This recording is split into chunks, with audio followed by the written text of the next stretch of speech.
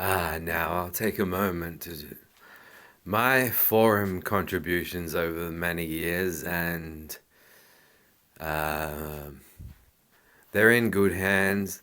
Knowing my luck, they're in some great hands and some bad hands, and who knows what form they're in right now. What motivated them? Um, I initially began with a challenge made simple: state a case for religious theism. If it's true, I'll convert to it. If your case is true.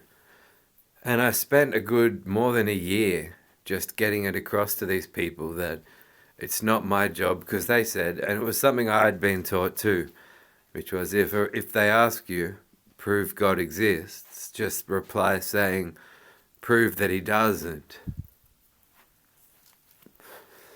The the point of the exercise is to see if the uniting church has succeeded in abolished recognition of the Latin onus proBandi, meaning burden of proof. And the burden of proof is, it's known to the claimant. So, I need to get some plumbing work done at the moment. The plumber doesn't just turn up here.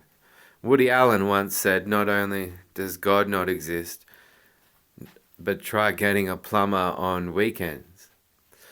Whoever puts forward the claim, and at school it's the Christians going, come to our church, God loves you.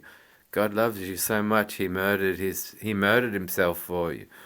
He murdered himself for you, so make sure you don't wank till you're married, because God loves you.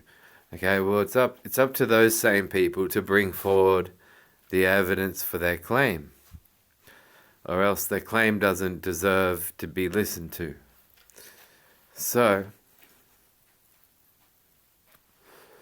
that's the burden of proof, and that's all you have to say, really, to any Christian saying to you, oh, God, Jesus this, God, Jesus that. And, but it took over a year before anyone went, okay, we get it. Because what they were doing was operating from a definition of atheism that was defined by Middle Age. During the Middle Ages, the Catholics were burning their own. The Catholics were burning English-speaking Catholics just because they translated the Bible into English and were prepared to give it out to people. In the 13th century, a man named William Tyndale was set on fire because he devoted his life's work to trying to copy the Bible into English so that English people could read it. The church rounded him up and set him on fire. Witches. We know the term witch hunt to this day means an indecent pursuit, or a pointless and indecent pursuit. A pursuit of someone that is not necessary. And that all comes from the recognition that during the Middle Age, it was stupid for Christians to say, oh, the witches that live down the street are responsible for my niece's cold. My niece has a cold and flu. We think that this witch family cast a vitality spell. It's the only way to explain why she has a cold. So burn the witches. So no, that's going on a witch hunt. We now know today.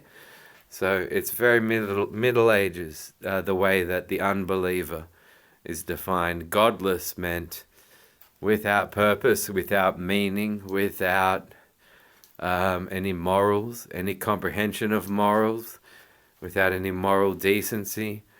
So you see, because of this, you try to enter a Christian forum and go, well, you invited unbelievers here. You said we're welcome here. So here I am saying, can you please make a case for your religion? Because if you do, I'll convert to it. And all you've had to say for 1 year is, no, it's your job to prove God doesn't exist.